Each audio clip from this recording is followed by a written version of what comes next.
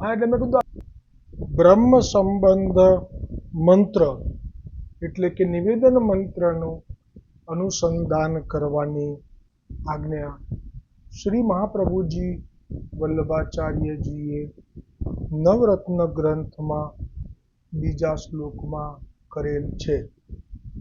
નિવેદનમ તુ સ્મર્તવ્યમ સર્વથા તાદશૈ જનૈઃ,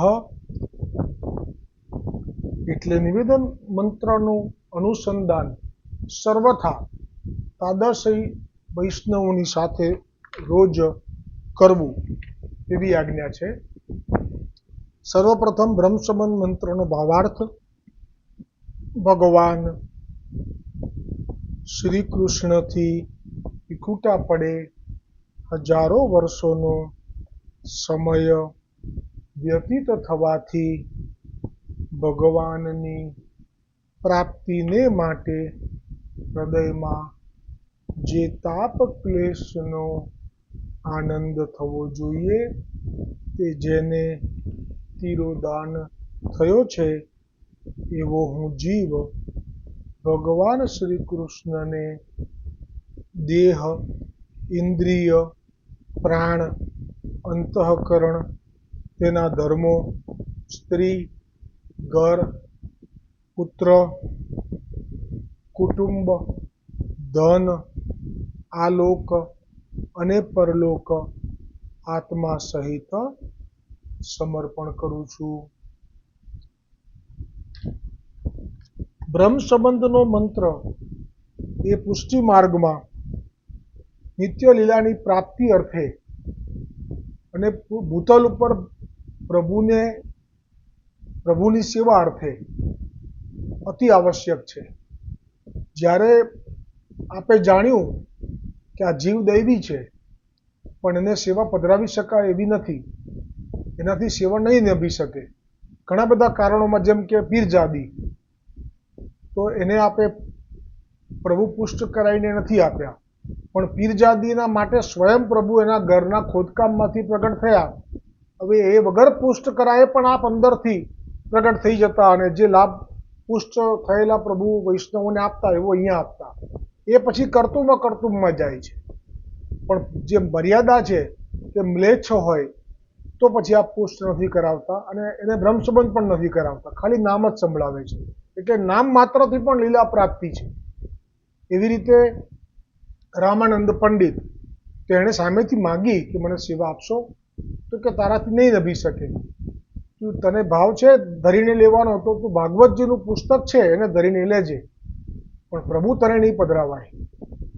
એવી રીતે ઈડરના જંગલની ભીલ સ્ત્રી અને એના આખો પરિવાર અને ભીલ ગામના બધા એ લોકોએ પણ જેમણે ઈચ્છા કરી કે એમને સેવા પધરાવો, તો ચાચાજીએ ત્યાં ગુસાઈજીના આજ્ઞા અને ભાવ પ્રમાણે, ભાવ બહુ જ ઉત્તમ હતો એટલે આપે વસ્ત્ર સેવા તો પધરાવી જ છે, પણ સ્વરૂપ સેવા નથી પધરાવી. તો આ જે રીતિ છે માર્ગની, એમાં જેમને સેવા કરવી છે એમને બ્રહ્મ સંબંધ આવશ્યક છે.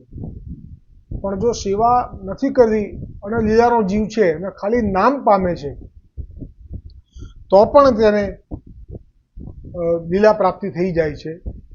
એટલે બ્રહ્મ સંબંધનો મહિમા એ વધારે તો સેવા માટે જ ગણવું. હવે જે આ દોડ છે એમાં પ્રભુનો સ્વભાવ અને પ્રભુ કેવા કરતુમ કે આપની મનમાં,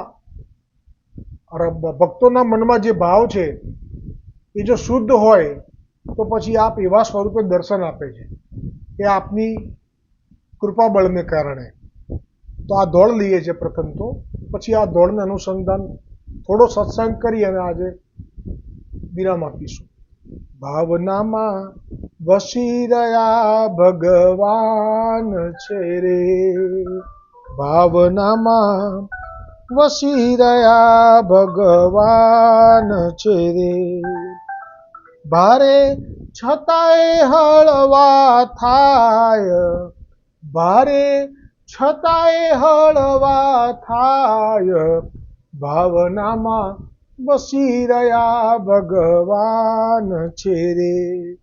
જેવા ભાવે ભજો ભગવાનને રે, જેવા ભાવે ભજો ભગવા સંસાર મારે, એવા સ્વરૂપથી દેખાય, એવા સ્વરૂપથી દેખાય, મન જો આપો તો મન એ આપ તારે, મન જો આપો તો મન એ આપ તારે, લેવડ દેવડ મનની થાય, લેવડ દેવડ મનની થાય, પુષ્ટિ પ્યારો નીર અભિમાન છે રે, પુષ્ટિ પ્યારો નીર અભિમાન છે રે, વગર તેડે સામો ધાય, વગર તેડે સામો જાય, ભાવનામાં વસી રહ્યા ભગવાન છે રે. તો આજે એટલે જ આવ્યું શિક્ષાપત્રમાં કે સર્વપ્રથમ બીજ જોઈએ, બીજ ન હોય ત્યાં સુધી ભક્તિમાં પ્રવેશ ના થઈ શકે. અને બીજ માટે હરિરાયજી શિક્ષાપત્રમાં આજે આજ્ઞા કરી ત્રીજા ચોથા શ્લોકમાંથી કોઈ એક શ્લોકમાં કે પુષ્ટિ ભક્તિ માર્ગના બીજ માટે પ્રથમ તો બાલ લીલાના પાઠ કરવાની આજ્ઞા કરી. એનાથી સ્નેહ એટલે પ્રેમમાં પ્રવેશ થાય, પ્રભુ પ્રત્યેનો પ્રેમ જાગે. પછી બીજા આગળ પ્રૌઢ લીલાનો પાઠ કરવાની આજ્ઞા કરી, એનાથી આસક્તિ જાગે. અને પછી આપે રાજલીલાના પાઠ કરવાની આજ્ઞા કરી, એનાથી વ્યસન દશા પ્રાપ્ત થાય. અને આ જે પદ છે, દોડ છે કે ભાવનામાં વસી રહ્યો ભગવાન, તો એ જે ભાવનામાં વસી રહ્યો ભગવાન જે છે, પણ પ્રથમ એના માટે તો શ્રવણ જોઈએ, સત્સંગ જોઈએ. મર્યાદા લીલાની, દ્વારિકા લીલાની પરમેશ્વરી 85મી વાર્તા, એને ભાવ દ્વારિકા લીલામાં હતો એટલે એ પ્રમાણે દર્શન આપતા હતા. અને રોજ એને એમ જ હતું કે આજ મારા માટે આનાથી વધારે સુખ કયું. પણ એક વખત રૂકમણીજીએ દ્વારિકાધીશજીને કહ્યું કે આ પુષ્ટિ આવેશથી જ્યારે લીલા કરો છો વ્રજમાં, કેમ કે આ બંને એક જ સ્વરૂપ છે, આવેશ પુષ્ટિનો આવે એટલે પછી એ પુષ્ટિ સ્વરૂપ થઈ જાય છે, નહીંતર તો એ રાસ થઈ જ ના શકે ને ચંદન તલાવડી પાસે. એટલે પૂછ્યું કે આપણે કુમારિકાઓની સાથે લીલા કરી એ અમારે જાણવી છે, કારણ કે એમના પાસે વાત આવી હતી કે કુમારિકાઓને જે સુખ આપ્યું પ્રભુએ ખરેખર ઉત્તમ. તો એ વખતે આ પરમેશ્વરી આ લીલા શ્રવણ કરી લીધી ને, એટલે એને જે ભાવનામાં વસી રહ્યો ભગવાન, એ ભાવ જે હતો એ ફરી ગયો.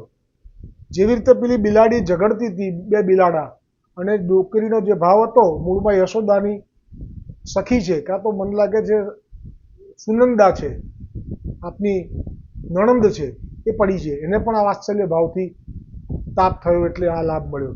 પણ આ ભૂલ થઈ કે લડ્યા ત્યારે ભગવાન વાત્સલ્ય ભાવથી છે છોડમાં દબાયા બને એટલા કે માથી દૂર જવું અને બિલાડીથી મને બીક લાગે આ ભાવ. પણ બહુ થયું, બહુ ચાલ્યું રાત્રે, વધારે વધારે છોડમાં ગયા તો વધારે આનંદ લેવાનો હતો. એને બદલે એણે એમ કહી દીધું કે તમે તો પૂતનાને મારી છે, તો પછી અત્યારે કેમ બીવો છો? તો ઐશ્વર્ય ભાવ આવ્યો તો બાલ્ય ભાવ તિરોહિત થઈ ગયો. પછી આપણે ઘણા સમય સુધી 6 મહિના સુધી સાનુભાવ ન જતા. એટલે ભાવમાં વસી રહ્યો ભગવાન, જે ભાવ હતો પરમેશ્વરીનો હવે ફરી ગયો. વ્રજની ગોપિકાઓને આવું સુખ તો હું અહીંયા શું કરું છું? અન્ન જળ છોડી દીધા.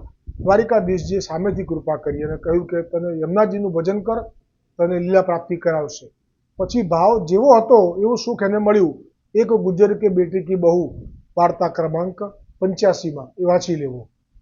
આ જે